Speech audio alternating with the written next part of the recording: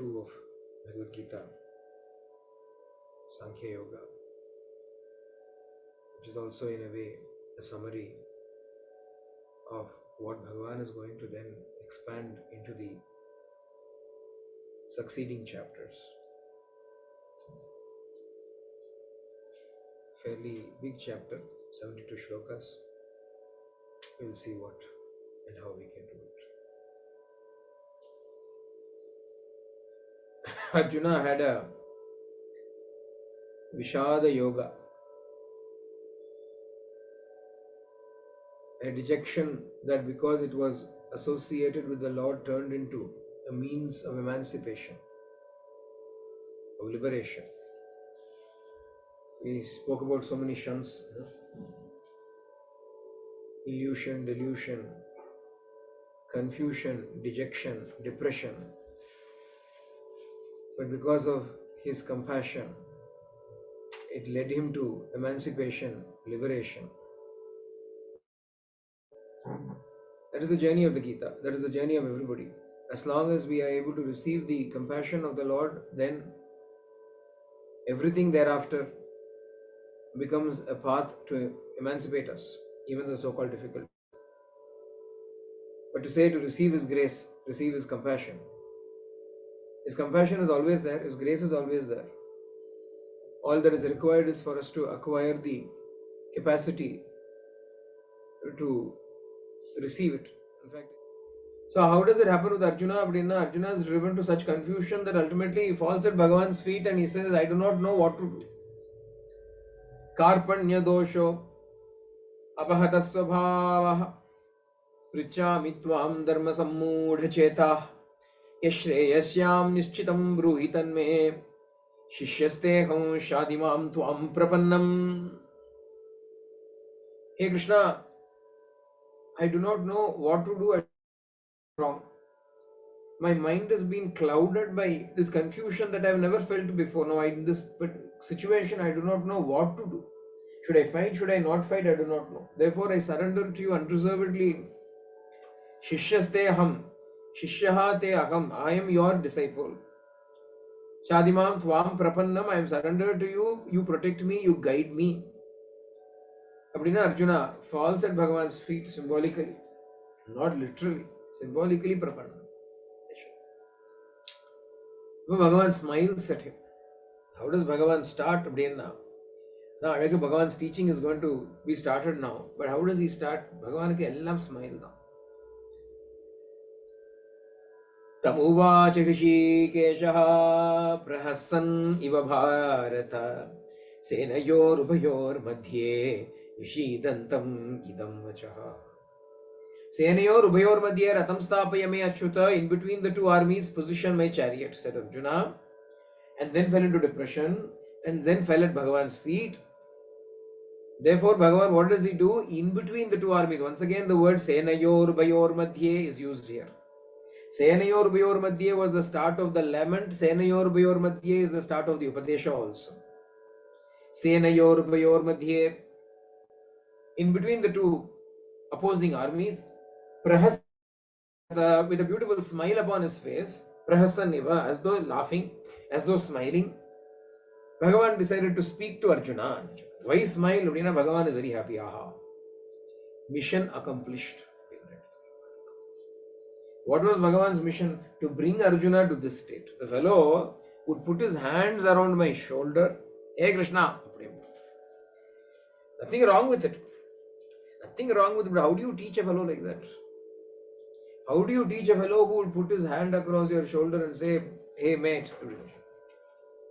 He has to fall at your feet and say, I surrender to you. Only then Upadesha can be given. Therefore, Bhagavan is very happy. Finally, I have brought this fellow down to my feet. Now I can uplift him. So Bhagavan is happy, he smiles and he starts his beautiful discourse of the Bhagavad Gita. Sochyananva shojastam prajnavadam shabashase gata sunagata sumscha nanusoshanti panditaha. He starts with this. The beauty of the Bhagavad Gita is starts with do not grieve. It is filled with ma, do not grieve, natvam sochitam arhasi, you should not grieve, you should not grieve. Right at the end it finishes with ma sucha, do not grieve. Bhagavad Gita, Bhagavan's teaching starts with do not be unhappy, do not be sad. Bhagavan's teaching is filled, do not be sad, do not be sad, you should not be sad, you don't deserve to be sad, etc. You have no right to be sad. Right at the end, when Bhagavan finishes, Bhagavan says, Ma Sucha, don't worry, don't be sad, don't grieve, I will look after you. You are grieving for those who do not deserve grief. You are grieving for those who do not deserve grief. Who is he grieving for? Bhishma, Drona, etc. How do they not deserve grief? They know pretty well what is going to happen in the war. They have taken a conscious decision and they have come. Him grieving for them is making light of their decision in the first place. Him grieving for them is, yo, these poor fellows, it is an insult to their intelligence, to their dharma nishta, to their devotion to dharma with which they have accepted the role and come to fight the war. The first lowest level. If you go a little bit high, Bhagavan says, Jatasya hi dhruvo mrityu, that which is born has to die. That which is born has to die, and everything is only an excuse to die. In those days it was arrows. Nowadays it could be virus. But in the end it is the same thing now. You know, we speak about this pandemic, how many people have been killed. You know how many millions will perish in Mahabharata war. What now? The arrows were the virus. So there is some reason, some excuse. Anna, that which is born has to die. And if it dies, it will be reborn. So what are they grieving for? They will be back again. In some form or the other, they will be there. In some form or the other, they will be there. They will always be present. Therefore, there is nothing to grieve about them. Not only that, ultimately, if you see everybody to be the Atma, then there is absolutely no reason for grief at all. Because the Atma is not something that is going to be destroyed ever. Because it was never born. Na jayate mriyate va kadachin ayam bhutva bhavita va nabhoyaha ajo nitya shashvato yam purano na hanyate hanyamane pisharire. Bhagavan describes the nature of the Atma. First, Bhagavan's discourse starts off with the highest truth to Arjuna. First truth is an Atma is imperishable. Do not grieve for it. Atma is imperishable. Arjuna is not even asking about all that Arjuna is saying is, shall I fight or not fight? Bhagavan says you are grieving for that which does not deserve grief, and yet you speak wise words. You are giving a great big dharmic lecture to me. See the irony, the irony. The one whole chapter it took Arjuna to argue with Krishna. Who is he arguing with? It is wrong, it is wrong, it is wrong, and it's all wrong. On the one hand, Bhishma is standing there. Bhishma is the embodiment of dharma. Would Bhishma not have considered all these questions? That Arjuna, this little fellow, compared to Bhishma, Arjuna is a young chap. He is only 84 years old. Yeah.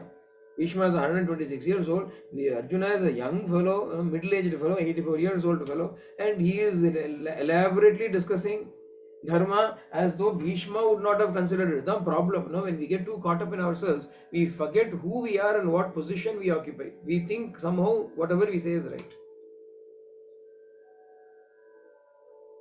Bhishma, forget Bhishma. Here, who is sitting here? Sakshat Krishna himself is sitting.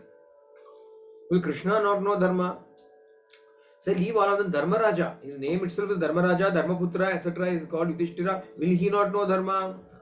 See, Arjuna thinks in this entire battlefield of 18 Akshahonis, so many warriors have come. Everybody, I am the only fellow who knows dharma.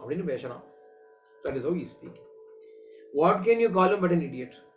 Krishna is very sweet. He doesn't call him an idiot. He says, you speak like a wise man, but you are grieving. Wise men do not grieve.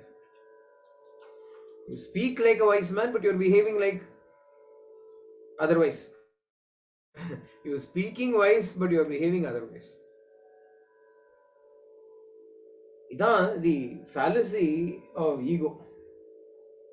Wonderful. We will argue with our betters, whom we know are our betters, whom we know are our superiors, whom we know are greater than us in knowledge, but we will argue with them. No. Oh, foolish. The Ahankara. That is why Bhagavan brought such a confusion in him. He felt Bhagavan said, Bhagavan was very happy. The biggest disease that this fellow has already reduced a bit. Now I can treat him. So he says, you are grieving. Atma does not have any birth, it does not have any death, it does not change, it remains unchanged at all times. The body is what you are grieving for, but consider the nature of the body. What is the nature of the body? It constantly goes through various states. Dehinosmin yata dehe kaumaram yauvanam jara tadaddehantarah prapti dhiras tatra namuhyati. Idella enna achina?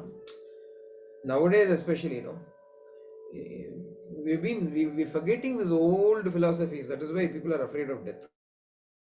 In those days, people were not afraid of death because they were so convinced that they'll be reborn. They were very convinced that they will be reborn. So they will say, what is the big deal? Give me 20 years of time. I'll be a young man and be able to do everything again.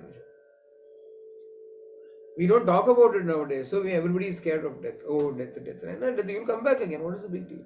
If you're that attached to this world, you will come back again to this world. There is no need to doubt it at all. Jatasya ki dhruvar mrityu. Dhruvam janma mritasya cha. And equally certain is rebirth for the fellow who dies. Having said it, Krishna also says, but the Atma is not born and nor does it die. So what is it that is born and dies? It is only the body, it is only the body mind intellect complex. The body mind complex is what is being born. It is, if it is born, it will die. If it dies, it will be reborn. So what needs to happen before the death of this body mind complex happens? Eternal life should be reached. Then there is no more death for us. But Bhagavan says, within the body itself, you go through so many phases. You are born, then you become a young child, then you become a youth, then you become a middle-aged and then an old-aged person. Similarly, just as within the lifespan the body undergoes so many changes, at the end of the lifespan also the body undergoes a change. What happens? From Jara, it goes back to once again Kaumaram. Meaning what? From old age it goes back to youth. It actually is an irony, isn't it? People being afraid of death. Because nobody wants to become old. Everybody wants to stay young. Well, death is a beautiful opportunity to continue your youth.